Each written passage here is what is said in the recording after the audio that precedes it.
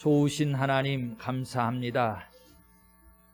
오늘 우리로 하나님 앞에 서게 하실 때에 성령님 의지하게 하셔서 영과 진리로 예배하게 하여 주시고 더욱더 우리의 심령에 사모함을 더하여 주셔서 이제 눈을 들어 하나님을 배우게 하여 주시고 귀가 열려 하나님의 음성을 듣게 하시니 감사합니다. 더욱더 우리의 마음에 받친 옥토가 되게 하셔서 말씀의 씨앗이 뿌려질 때에 100배의 결실이 되게 하여 주시고 우리 믿음의 그릇에는 영의 양식을 풍성히 담아서 영육간에 강건하여 삶의 자리에까지도 이르러 하나님을 영화롭게 하게 하시옵소서. 들을 길을 허락해 주시옵소서. 이 종은 쓰임받을 때에 복음의 나팔수로만 쓰임받게 하시옵소서. 말씀의 주인은 아버지 하나님이심을 인정하오며 우리 주 예수 그리스도의 이름으로 기도합니다. 아멘. 25장까지의 내용을 통해서 욥에게 여러 가지 환난으로 욥을 신앙을 좀 꺾어보려고 했는데 실패를 하니까 사탄이 결국에는 가장 가까운 아내를 통해서도 또 친구들을 통해서도 꺾어보려고 공격을 했다가 이 모든 것들의 과정 속에서 욥이 깨닫고 오늘 말씀이 내려주신 결론이 26장 4절에 내가 누구를 향하여 말하느냐, 누구의 정신이 내게서 나왔느냐 그러면서 분별을 하게 하고 27장 5절에 가서는 나는 결코 너희를 옳다 하지 아니하겠고 내가 죽기 전에는 나의 온전함을 버리지 아니할 것이라 라고 하는 결단을 하게 해 주었습니다. 성도 여러분, 항상 말씀은 그냥 다른 사람의 이야기로 들으시면 안 됩니다. 하나님이 누구에게 말씀하는 거죠? 따라서 해봅니다. 다른 사람 신경 쓸 것도 없고 성경의 이야기를 그냥 욥의 이야기로만 인식하셔도 안 되고 지금 이 순간 내가 누구 앞에 서 있느냐? 하나님 앞에 서 있고 하나님께서는 누구에게 말씀하시느냐? 나에게 말씀하신다는 사실을 꼭 명심하셔야 합니다. 그러면 지금 25장까지 걸쳐 왔던 말씀 속에서도 이 이야기는 여러분 가만히 곱씹어 보십시오. 영적으로가 됐던지 우리 육적인 삶의 모습이 되었던지 결단코 욥의 이야기만이 아니었어요. 나의 이야기도 되었던 겁니다. 그러면 오늘 이 말씀을 들려주신 목적은 분명한 거지요. 욥, 우리 육신의 이 옷을 입고 있는 사람들이 다 살아가는 인생의 삶이 모양은 조금 다를런지 몰라도 똑같은 과정의 삶을 살아가는데 보이는 반응들은 다르거든요. 그런데 오늘 욥이 하나님 앞에서 보인 반응, 이 결론을 가지고 저와 여러분들에게 말씀하시는 거죠. 나의 삶의 자리에 혹여 그것이 인간적으로 좋은 일이 되었던지 아니면 굳은 환난의 내용이 되었던지 여러분 그 뒤에는 사탄의 역사가 있기 마련이고요. 저와 여러분들을 하나님의 자리에서 끌어내리려고 굴복시키려고 해요. 보라는 거예요. 내 정신이 누구에게서 나왔느냐. 지금 욥은 아내도 아니고 친구들도 아니고 그 뒤에 배경에 있는 사탄을 보는 거거든요. 너희들은 그냥 이용당한 도구일 뿐이고 사탄이 역사하고 있지. 나 거기에 굴복하지 않을 거야. 나는 결코 너희들이 말하고 있는 것, 너희들이 행하는 것 그거 옳다 하지 아니하겠고 내가 죽는 한이 있어도 나의 온전함은 버리지 아니할 것이다 라고 하는 결론을 내리게 됩니다. 자, 우리가 이제 지난주부터 이제 성경 본문을 쭉 읽어가면서 살펴보았는데 14절까지의 이 26장의 내용 속에서는 누구의 정신이 내게 나왔느냐라고 하는 이 내용을 살펴보았어요.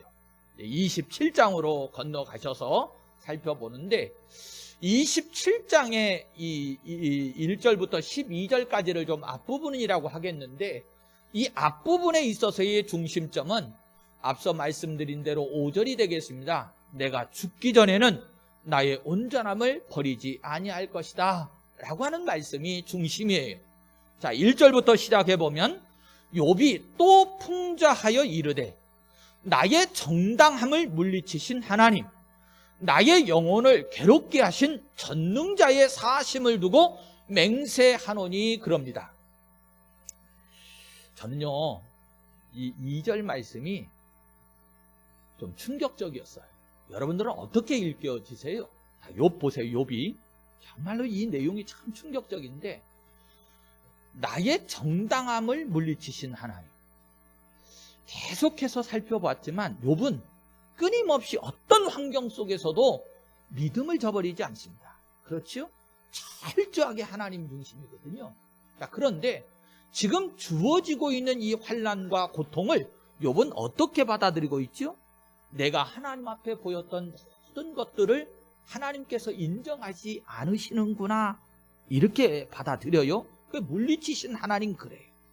두 번째로는 나의 영혼을 괴롭게 하신 하나님, 전능자, 이렇게 말해요. 즉 지금 환난과 핍박, 고난을 결국 누가 주고 있다는 거예요? 하나님께서 주고 있다는 거거든요. 자, 그런데요, 하나님이 그렇게 자신에게 이 큰 고난도 환난도 자기가 지금까지 꿋꿋하게 지키며 하나님만 바라보며 살았던 것도 인정해주지 않는 하나님 앞에 서 있으면서도, 그렇게 말하면서도, 여러분 욥의 신앙 고백을 보세요. 정말로 놀랍다는 것이 죽기 전에는 나의 온전함을 버리지 아니할 것이라 이렇게 맹세해요. 그럴 수 있을까요? 나는 못 그럴 것 같았어요. 여러분들은 어떠세요? 여러분들은 그럴 수 있을 것 같으세요? 참 욥의 신앙이 대단하구나. 왜 욥을 놓고 하나님께서 사탄한테 너 해보라고 자신만만하게 할 수 있었던 이유가 바로 여기에 있었구나 라고 하는 것을 깨닫게 되어져요. 정말로 욥의 온전한 신앙의 진면목이라고 말할 수 있지요. 욥에게 있어서는 이런 내용을 보니까 전혀 가식적인 모습이 보여지지를 않아요. 좀 더 나아가 보실까요? 3절에 나의 호흡이 아직 내 속에 완전히 있고 하나님의 숨결이 아직도 내 코에 있느니라 그럽니다. 이게 무슨 말이냐면, 너희는 나 욥이 아주 죽은 줄로 알고 있지만 아직까지 나는 끄덕없다, 이런 뜻이에요. 그러면서 내 생명도, 그리고 하나님께서 내게 주신 숨결도 아직 나에게 있다는 거예요. 욥은요, 철저하게 이 부분을 어떻게 느끼고 있느냐면 영적으로 느끼고 있는 겁니다. 이게 육신적인 모습으로는 도저히 이런 답이 안 나오는 거지요. 그러니까 하나님 앞에 저와 여러분들이 쓰는 것은 육의 사람이 아니고 영의 사람이라는 것을 분명히 인식하셔야 돼요. 육적인 모습이 중요한 게 아니고, 육적인 모습은 어떠하더라도 너희들 보느냐? 나 아직 안 죽었어. 하나님이 내게 지금 생명 주셨고 하나님의 숨결이 내 속에 살아있거든, 이렇게 큰 소리 치는 거예요. 여러분, 우리가 그럴 수 있을까요?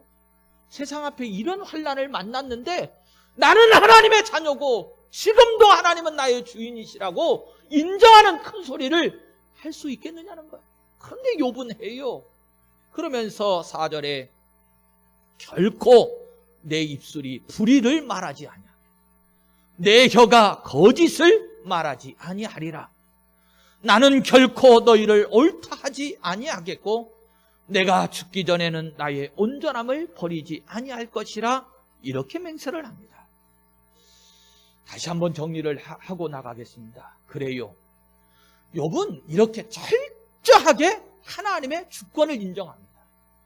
나 중심, 사람 중심으로 생각하면 좋은 일이 되었던 힘들고 괴로운 일이 되었던 내가 돼야 되잖아요. 내가 이룬 것이고, 아픔이 오면 나는 하나님 앞에 믿음 생활했는데 왜 이런 고난을 주십니까? 원망해야 되잖아. 그런데 욥은 그게 아니에요. 좋은 일이 있을 때도, 환난을 겪을 때에도 철저하게 삶의 주인은 누구라고 인정을 해요? 하나님이시라고 인정을 해요. 이 모든 것들도 하나님이 다스리시는 것이고 섭리하시는 가운데 있다고 믿음으로 말합니다. 여러분요, 욥이 아예 처음부터 그랬어요. 처음부터 이 모습. 그러니까 많은 환난의 소식이 들려왔을 때 바로 무릎을 꿇는데 1장 20절에 보면 그래요. 욥이 일어나 겉옷을 찢고 머리털을 밀고 땅에 엎드려 예배하며. 여러분, 환난의 막 소식이 들려왔는데 그 순간부터 욥이 일어나서 겉옷도 찢고 머리털도 밀고 땅에 엎드려서 그런 모습으로 어떻게 한다고요? 철저하게 하나님 앞에 자기 자신을 굴복시켜 놓고 낮아질 대로 낮아져서 그 주권을 인정하면서 하나님께 예배하며 이르되 내가 모태에서 알몸으로 나와 싸운즉 또한 알몸이 그리로 돌아가올지라. 주신 이도 여호와시요 거두신 이도 여호와시니 여호와의 이름이 찬송을 받으실지니라. 아멘. 하나님의 주권을 인정하는 사람은 이렇구나라고 하는 것을 느끼게 돼요. 저는요, 이 욥의 모습을 통해서 하나님이 우리에게 드러내 주시는 것 중에 하나가 자꾸 예수님의 모습이 생각이 났어요. 우리의 관점으로 생각해 보세요. 예수님은 이 땅에 왜 오신 거지요? 하나님께서 맡겨주신 사명, 생명 구원의 사명을 감당하시기 위해서 와요. 하나님은 어떤 분이시죠? 온 우주 만물을 창조하시고 전지전능하신 분이에요. 그러면 하나님의 그 놀라우신 주권, 그 능력을 가지신 그 하나님 앞에 사자로, 때로는 사명자로 파송을 받아서 사명을 감당하기에 이 땅에 오시는데, 그저 예수님이 하늘 보좌를 버리시고 육신의 옷을 입고 이 땅에 오신 것만 해도 엄청난 고통이고 예수님께 있어서는 정말로 무거운 짐이셨을 것 같은데, 여러분, 이 정도이면 우리 생각은 어떻습니까?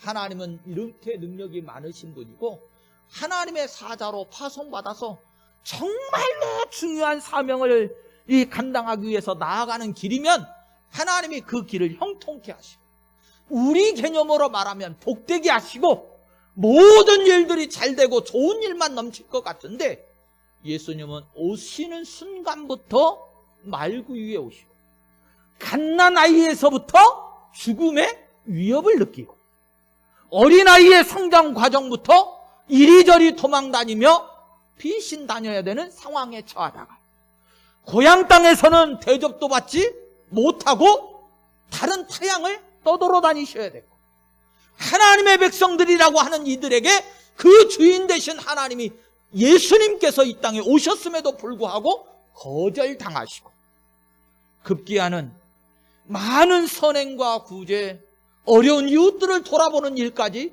감당하셨지만 어느 누구도 환영해 주지 않고, 나중에는 겟세마네 동산에까지 가셔서 울부짖고 기도하셨음에도 불구하고 십자가를 지시기까지 해야 됐다고 그러면, 여러분, 저나 여러분들과 같았으면 벌써 포기했겠지요.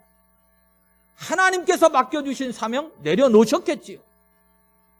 저와 여러분들 같으면 아예 믿음의 자리를 떠났겠지요. 그 정도만이었겠습니까? 하나님을 원망하고 불평하고 오히려 대적이 되지 않았겠습니까?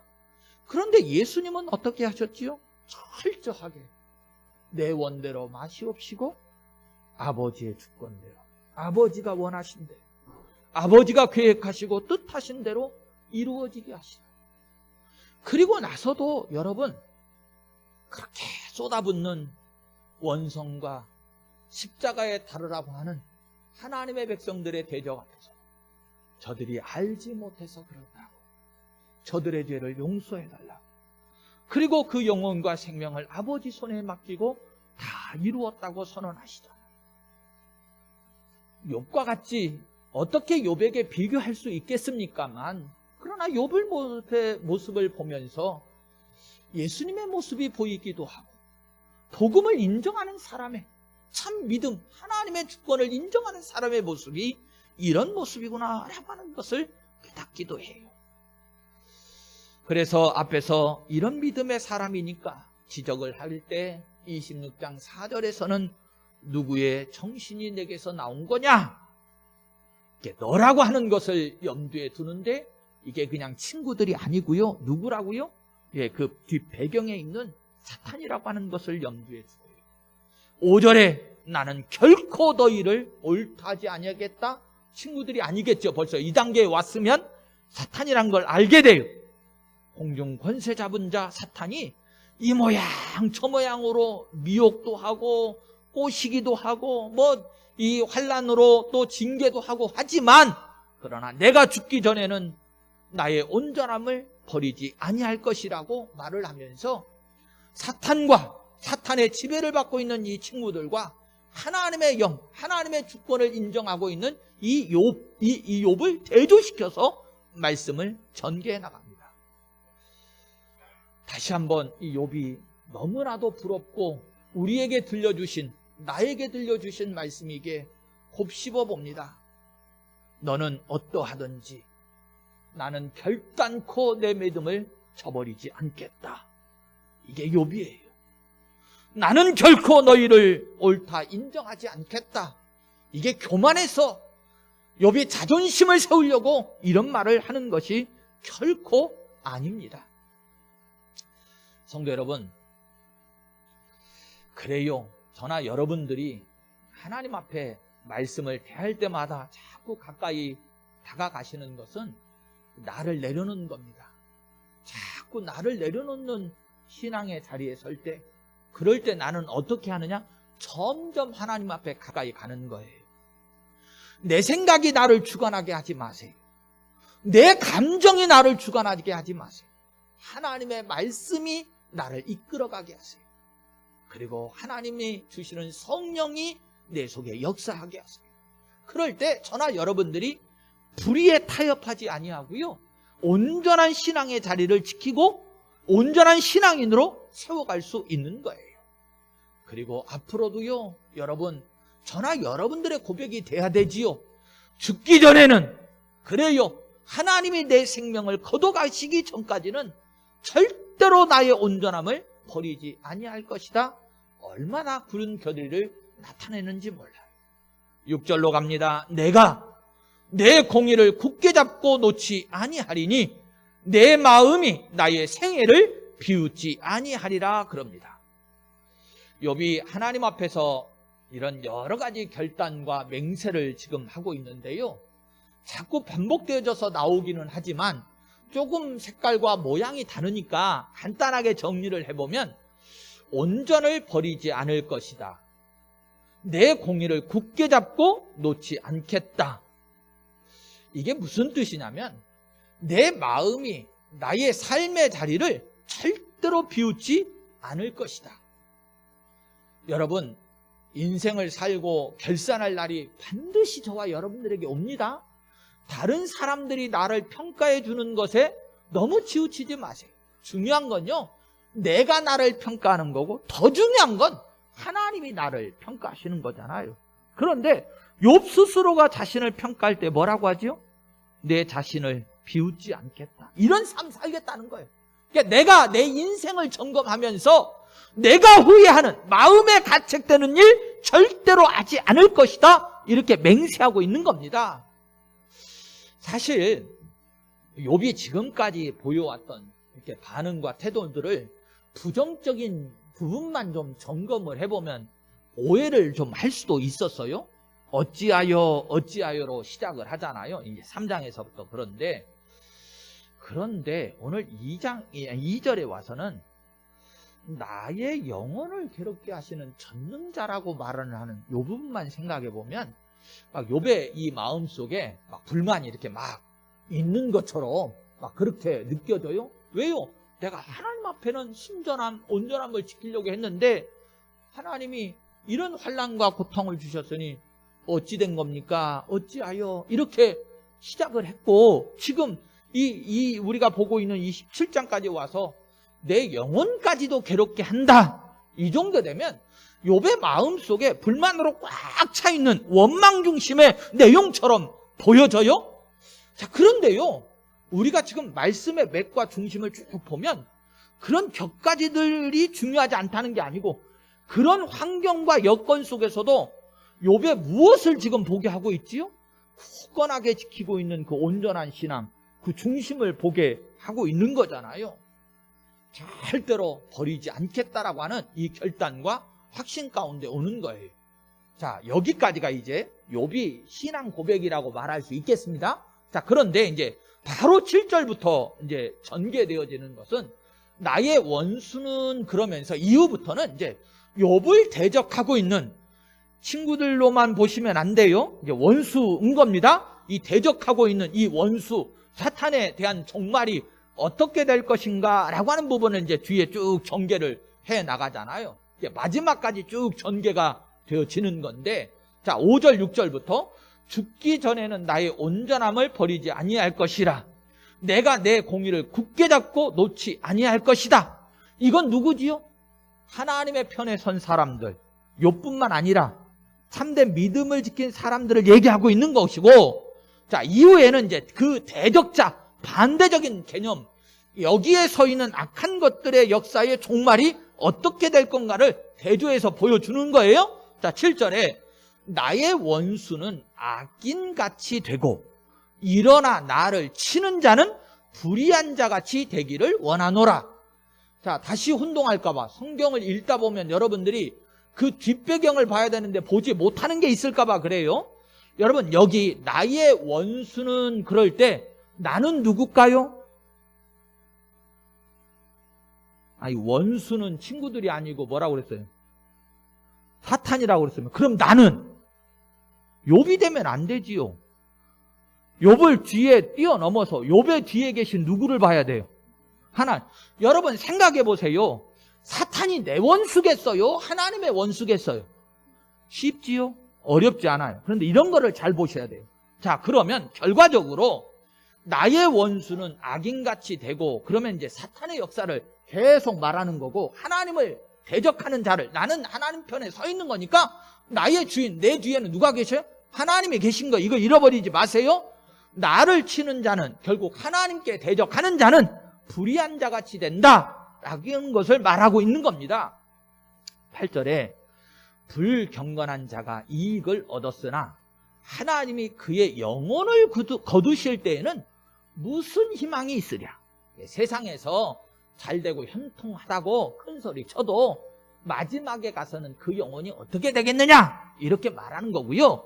그 결과가 이제 9절부터 쭉 전개도 나오는데 시간상 제가 계속 읽어갈게요. 9절부터 환난이 그에게 닥칠 때에 하나님이 어찌 그의 부르짖음을 들으시랴. 그가 어찌 전능자를 기뻐하겠느냐. 항상 하나님께 부르짖겠느냐. 하나님의 솜씨를 내가 너희에게 가르칠 것이요 전능자에게 있는 것을 내가 숨기지 아니하리라. 너희가 다 이것을 보았거늘 어찌하여 그토록 무익한 사람이 되었는고. 그럽니다.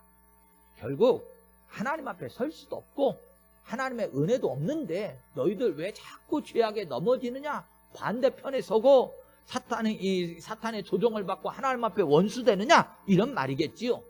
자, 더 구체적으로는 이제 13절부터 아예 이제 악인이 받게 될 심판의 내용들이 쭉 나오거든요. 자, 13절. 악인이 하나님께 얻을 분깃, 포악자가 전능자에게서 받을 산업은 이것이라. 그럽니다. 쭉 내용이 이제 나오는데, 여기 13절에 악인, 17절에 의인, 이렇게 대조되어 있는 걸 뒤에 볼 거고요. 성경 말씀에서는 이게 악인이다, 의인이다라고 하는 것을 도덕적인 개념으로 보시면 안 됩니다. 윤리적이고 도덕적인 악인과 의인, 그러면 이 땅에 악인은 있는데 의인이 있을 수 있어요, 없어요? 도덕 윤리 아무리 우리 도토리 키재기예요. 구제 많이 하고 선행 많이 하고 이런다 쳐도 허물없는 사람이 어디 있어요? 그렇지요? 다 죄인이지. 그러니까 그 도덕적이고 어떤 윤리적인 개념으로 보시면 안 되고요. 여기서는 분명합니다. 하나님의 자녀들은 의인인 거고요. 왜요? 우리가 로마서 공부할 때 많이 강조했지요. 하나님의 자녀들은 아무리 죄짓고 허물이 많아도 하나님이 어떻게 인정해 주신다고요? 의롭다고 여겨주신다고. 그게 칭의라고 했어요. 그러니까 우리가 사람들한테 어떤 평가를 받느냐 이게 중요한 게 아니고 하나님이 나를 어떻게 여겨주시느냐 이게 중요한 거잖아. 하나님의 평가는 뭐라고요? 항상 의롭다고요. 여러분, 내 새끼는요 아무리 곰보가 있어도 이뻐 보이는 거예요. 부모가 이쁘면 이쁜 거예요. 맞아요? 틀려요? 그렇잖아요. 부모는 나를 어떻게 봐요? 예쁘게 본다고요. 그게 중요한데 하나님이 나를 의인으로 봐요? 그런데 하나님의 자녀가 아닌 이들은 어쨌든 저쨌든 하나님은 악하게 보신다. 중요하지요. 예, 죄인으로 보시는 거예요. 그러니까 이 악인과 의인의 개념은 하나님의 자녀냐, 즉 신자냐, 불신자냐 이 개념의 표현이라는 것을 잊지 마세요. 그리고 13절부터 이제 쭉 21절까지의 내용은 7절에서 나의 원수는 악인같이 되고 여기에 대한 것을 쭉 기술하고 있는 겁니다. 자, 14절. 그의 자손은 번성하여도 칼을 위하며 그의 후손은 음식물로 배부르지 못할 것이며 그 남은 자들은 죽음의 병이 돌 때에 묻히리니 그들의 과부들이 울지 못할 것이며 그가 비록 은을 티끌같이 쌓고 의복을 진흙같이 준비할지라도 그가 준비한 것을 의인이 입을 것이요 그의 은은 죄 없는 자가 차지할 것이며 그럽니다. 자, 성도님들께 한번 여쭤볼게요. 자, 지금 보세요.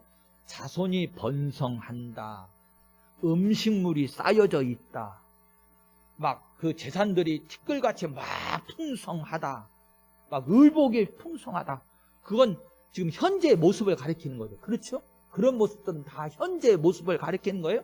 근데 그렇게 떵떵거리며 살았어도 결국은 17절에 뭐라고 돼 있느냐면 그가 그렇게 누리고 준비한 것은 다 그들 것이 아니고 의인이 입을 것이고 나중에 가서 어떻게 된다는 거예요? 예, 하나님 앞에 서보세요. 그러면 다 누구께 된다는 거예요? 하나님의 백성들, 하나님의 자녀들, 의인이라고 말하는 그게 되고 그의 은은 죄 없는 자가 차지할 것이며 죄 없는 자가 누구지요? 하나님의 자녀들, 하나님의 자녀들이 결국은 다 차지할 거다. 그래서 보세요. 하나님의 나라를 하나님이 예비하신다고 그러잖아요. 준비하시면 우리를 데리러 오신다고 그래요. 자, 그러면 그 하나님의 나라는 결국 이 땅의 백성들이 어찌했든지 간에 누구 것이 된다는 거예요? 하나님의 자녀로 인정받는 의인의 것이 되고 악인들의 것은 악인이 아무리 발버둥 쳐도 소용없다는 거예요. 자, 22절로 건너가 보겠습니다. 하나님은 그를 아끼지 아니하시고 던져버릴 것이니 그의 손에서 도망치려고 힘쓰리라. 결코 하나님의 심판을 피할 길이 없다는 거예요.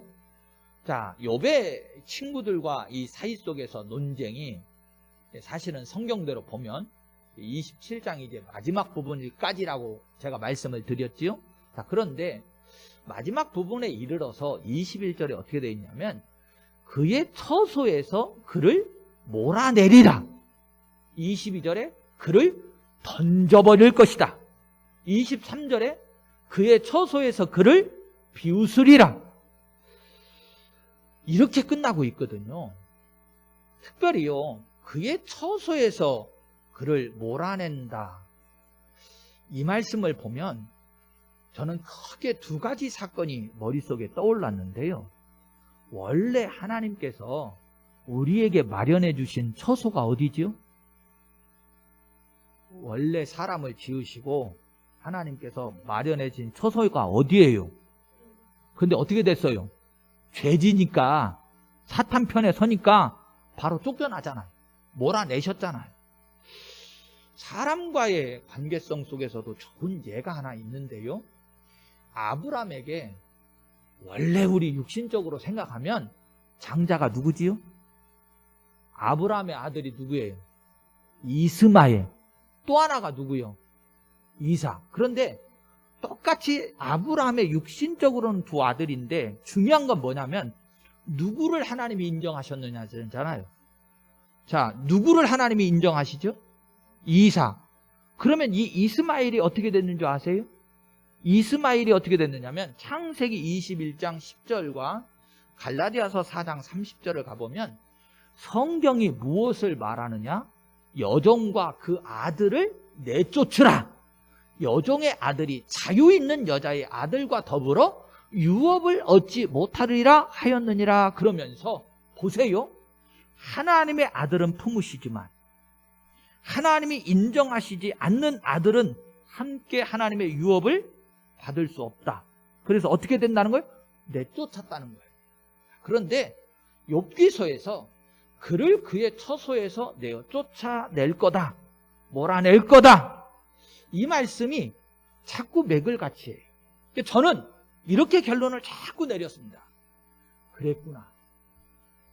하나님의 자녀로 있어야 우리가 어찌 되었던지 간에 욥의 환경을 만났어도 내가 하나님의 자녀됨을 잃어버리지 않아야, 그래야 누구의 집에서 살 수 있다고요?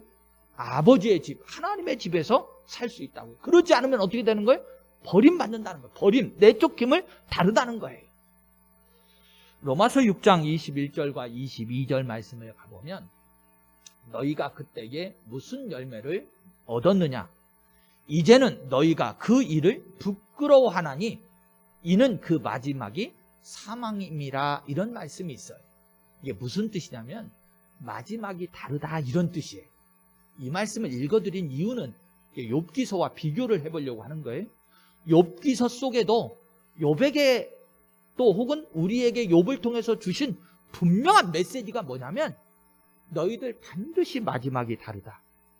끝이 다르다. 지금이 중요한 게 아니고 마지막, 그 끝이 중요하다라고 하는 것을 말씀하고 있기 때문에 그렇습니다. 자, 오늘 말씀 이제 정리를 하겠습니다. 성도 여러분, 저나 여러분들은 환경의 지배를 받고 살아가기를 원하십니까? 아니면 하나님의 다스림을 받고 살아가기를 원하십니까? 하나님의 다스림. 반드시 이 믿음으로 욥과 같이 승리하시기를 예수님의 이름으로 축원합니다.